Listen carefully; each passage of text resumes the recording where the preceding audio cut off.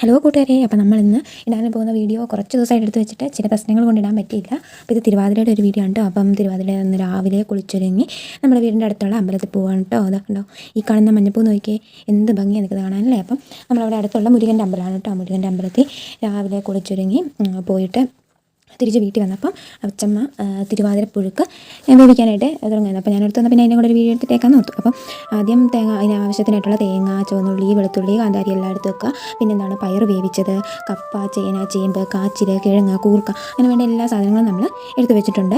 പിന്നെ നമ്മളെന്താണ് ഇതെല്ലാം കൂടെ വേവിക്കാനായിട്ട് കുക്കറിലോട്ട് ഇടുക. നമ്മളിവിടെ അടുത്തുള്ളവർക്കും കൂടി കൊടുക്കുന്നതുകൊണ്ട് തന്നെ നമ്മൾ 2 കുക്കറിലാണ് വേവിച്ചത്.